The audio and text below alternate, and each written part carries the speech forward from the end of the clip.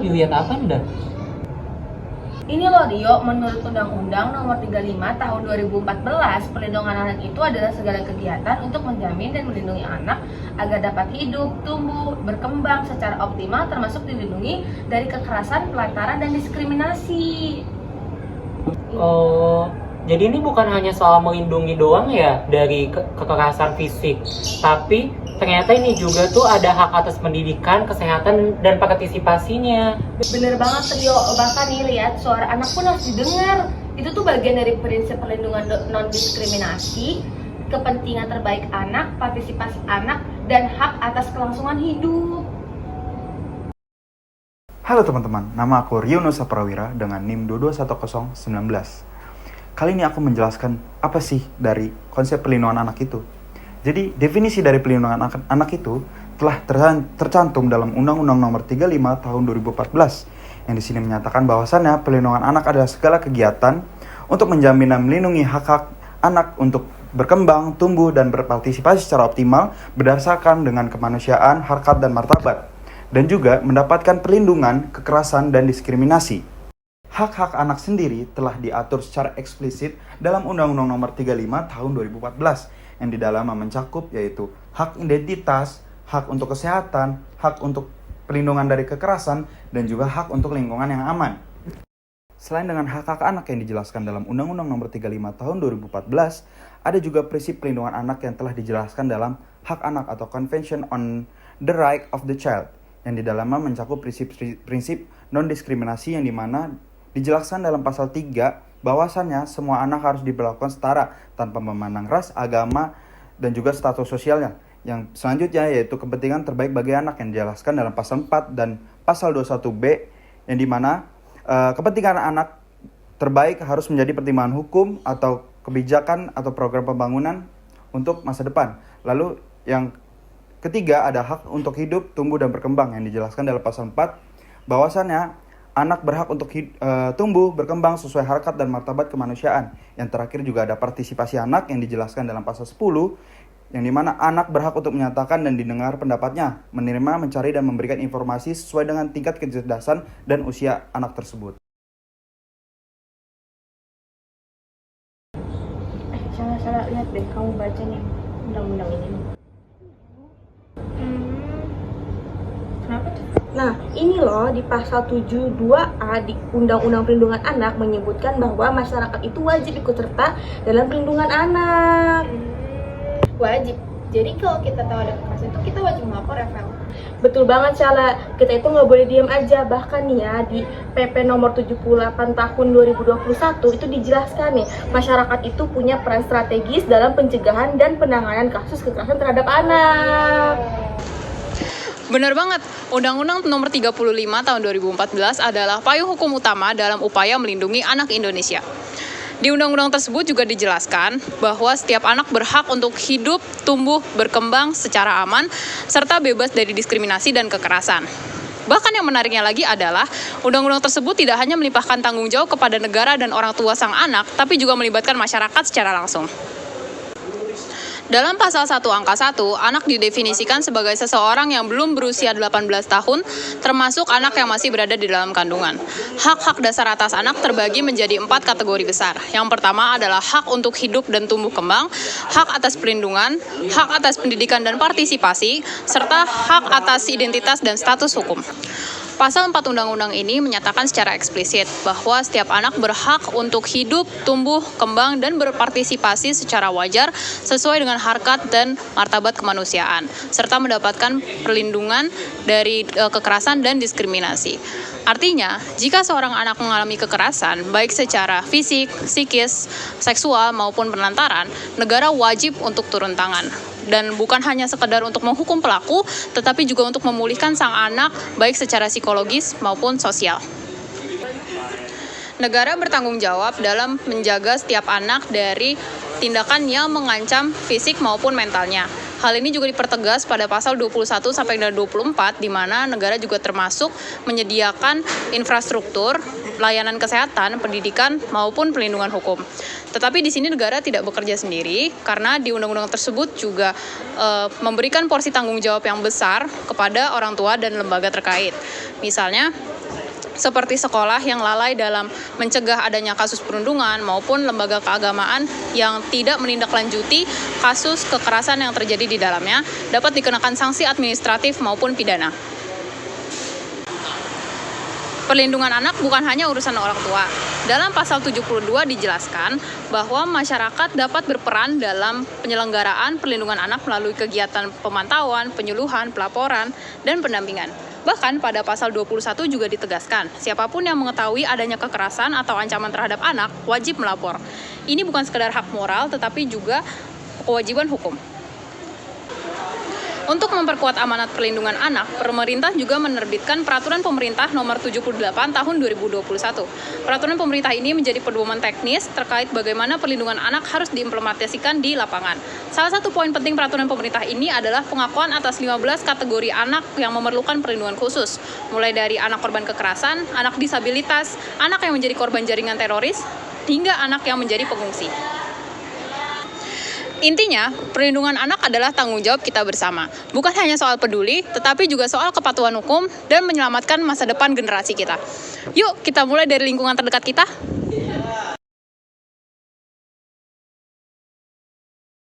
Kalian tahu nggak sih, sekarang ini tuh tiap tahun tuh kekerasan seksual terhadap anak tuh semakin banyak, tahu nggak? Bahkan kalian tahu nggak sih kekerasan seksual ini tuh terjadinya tuh di lingkungan dekat kita, kayak di lingkungan rumah, sekolah, dan itu menurut aku parah banget, tau nggak? Serem banget tau. Iya. Sedih banget ya. Tapi masih banyak orang yang mikir kayak itu tuh bukan urusan mereka. Padahal ya sikap acuh gak acuh kayak gitu tuh malah mempersulit keadaan tahu. Anak-anak jadi hidup dengan ketakutan, apalagi trauma. Makanya nih ya, justru kalau masyarakat diem aja, bisa jadi nanti kekerasan itu dianggap budaya yang biasa aja di negara kita. Kalau masyarakatnya tuh kayak nggak ada kesadaran Gerak untuk, juga, nggak ada sadar. gerak untuk membantu korban-korban yang mengalami kekerasan tersebut. Bandel Bang Andil. Weh, halo Dri, kenapa? Pas banget nih, gue mau nanya, kenapa anak penting dilindungi dalam masyarakat? Sambil jalan kali ya? Iya boleh dah. Oke, jadi kayak sebenarnya kenapa anak perlu dilindungi dalam masyarakat? Karena masyarakat itu sejatinya merupakan sebuah kontrol sosial terhadap lingkungan anak gitu di dalam mungkin pertemanannya dan lain-lainnya gitu. Biar anak-anak ini tuh nggak berlaku semena-menanya kayak gitu. Dan juga kalau misalnya kita lihat statistik di Komisi Perlindungan Anak Indonesia gitu, banyak banget sekarang anak-anak yang dieksploitasi oleh orang tuanya sendiri gitu.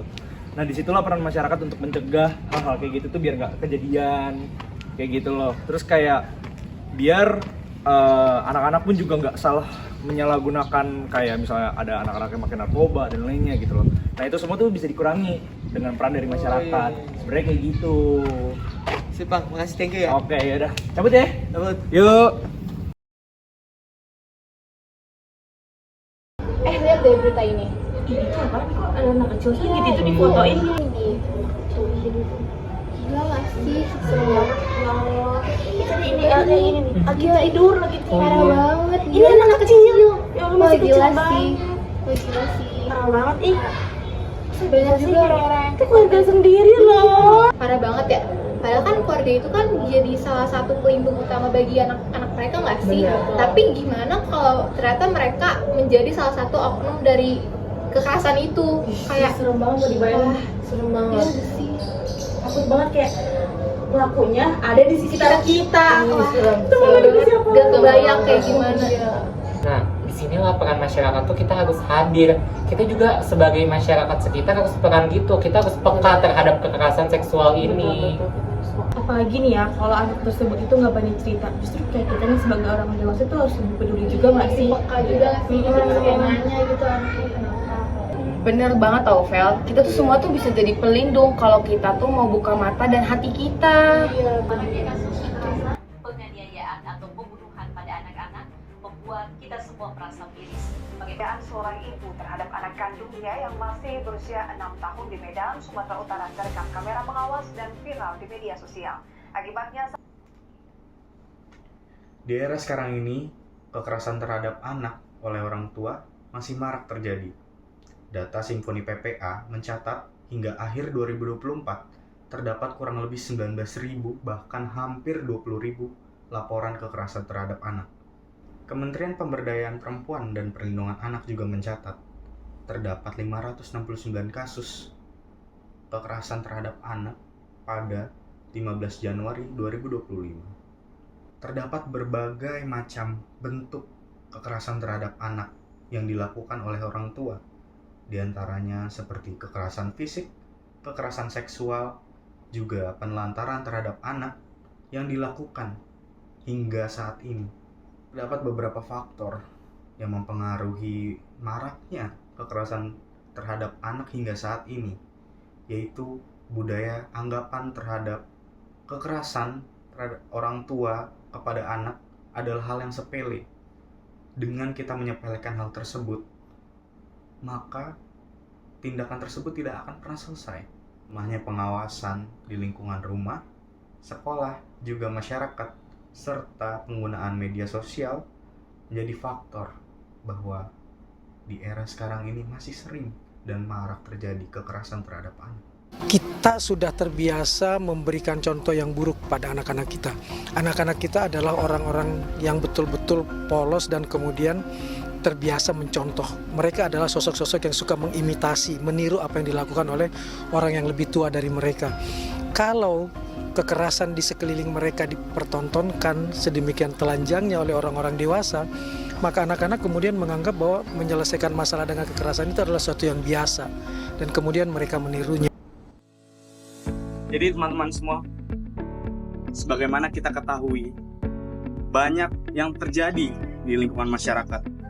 Kenakalan remaja, seperti contoh tawuran, atau mungkin bully, seperti kasus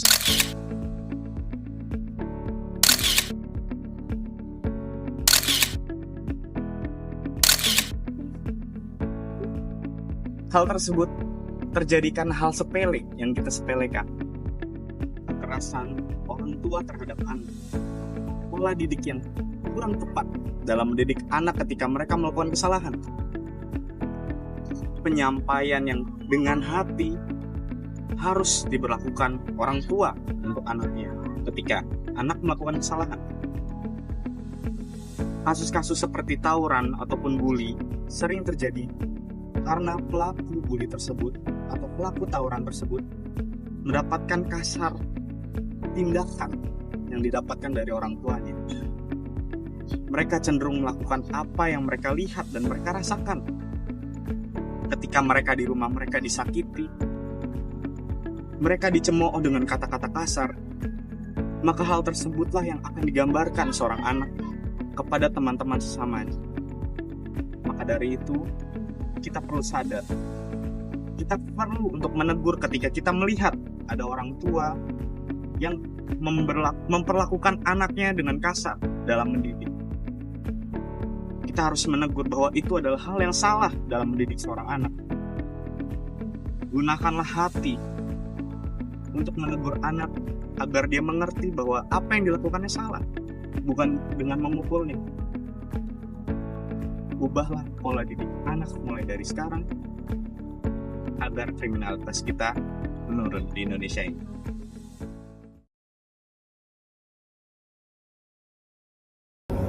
Nah, jadi ya dari permasalahan kita semua udah omongin nih, itu semua bisa dilaporin ke lembaga perlindungan anak. Dan di setiap daerah itu ada lembaga tersebut. Nah guys, tapi ada juga tahu namanya tuh forum tempat pengaduan anak-anak. Jadi tuh nanti kalian bisa memberikan ide, aspirasi kalian ke pemerintah daerah. Jadi anak-anak bisa menyalurkan semua aspirasinya ke situ. Nah, kita juga sebagai masyarakat bisa lapor lewat hotline atau aplikasi lembaga pemasyarakatan seperti ke KPAI atau pelayanan pengaduan di dinas sosial. Oh, dinas sosial tuh bisa itu ya? Maksudnya kita laporan kekerasan? Iya, itu bisa Vel. Aku pikir tuh kayak dia tuh ngurusin kayak anak-anak jalanan. Enggak lah, ya itu bisa juga buat ngelaporin. Nah guys, pokoknya kita tuh jangan takut untuk melapor, karena satu laporan tuh bisa menyelamatkan semua anak-anak yang terkena kekerasan seksual. Jangan takut bersuara. Langsung laporin aja. Nah, benar sekali teman-teman. Jadi, kita tidak hanya sendirian dalam menjaga dan menegakkan perlindungan anak yang ada di Indonesia. Di Indonesia ada banyak sekali lembaga, organisasi, hingga forum yang ada dan bekerja secara nyata di lapangan untuk menjaga dan menegakkan hak-hak perlindungan yang untuk anak di Indonesia. Apa saja mereka? Mari kita bahas satu persatu. Yang pertama, mari kita bahas mengenai LPA atau Lembaga Perlindungan Anak. LPA adalah lembaga yang sifatnya independen, non-pemerintah, yang telah hadir di banyak daerah di Indonesia yang berperan sebagai mitra strategis pemerintah dalam penegakan perlindungan anak yang ada di Indonesia.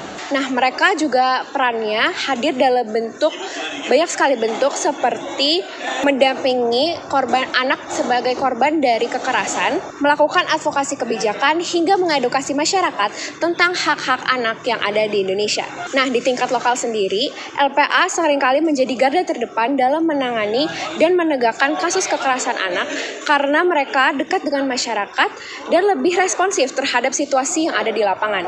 LPA juga menjalin kerjasama dengan banyak sekali instansi lainnya untuk mendukung penegakan keadilan bagi hak-hak anak yang ada di Indonesia, seperti misalnya menjadi mitra puskesmas, sekolah, hingga kepolisian. Contohnya saja LPA yang ada di Jawa Barat yang aktif dalam program sekolah ramah anak dan pendampingan korban kekerasan. Dan juga LPK yang ada di Lombok Timur yang aktif melakukan penanganan kasus perdagangan anak.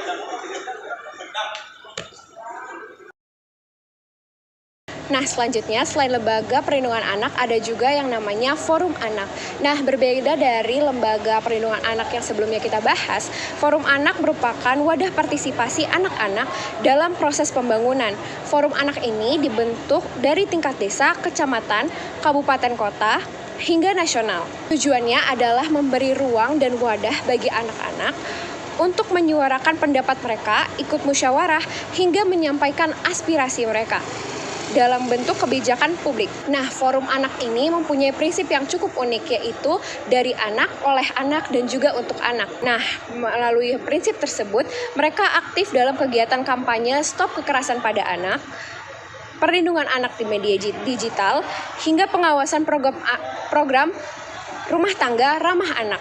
Forum ini sangat penting karena anak-anak bukan hanya sekedar sebuah objek perlindungan saja, melainkan mereka juga menjadi subjek yang punya suara dan punya peran dalam mewujudkan perlindungan anak itu sendiri. Nah, ada beberapa contoh Forum Anak. Yang pertama misalnya Forum Anak DKI Jakarta yang mengusulkan ruang bermain anak. Selanjutnya ada juga Forum Anak Kulon Progo yang melakukan kampanye Stop Perkawinan Anak. Nah, teman-teman, tidak ketinggalan ada juga organisasi-organisasi yang dibentuk oleh masyarakat sipil yang fokusnya ada di perlindungan anak.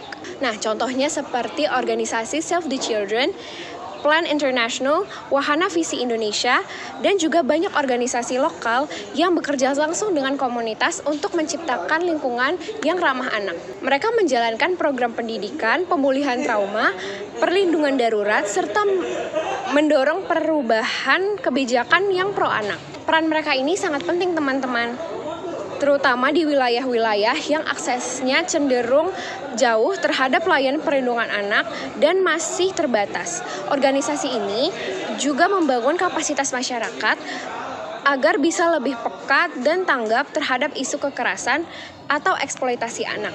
Contohnya saja Yayasan Sayangi Tunas Cilik yang merupakan organisasi yang tanggap bencana dan konflik anak, lalu Plan Indonesia, edukasi dan pencegahan perkawinan anak, dan juga Kompak, pelatihan keluarga untuk mendukung tumbuh kembang anak.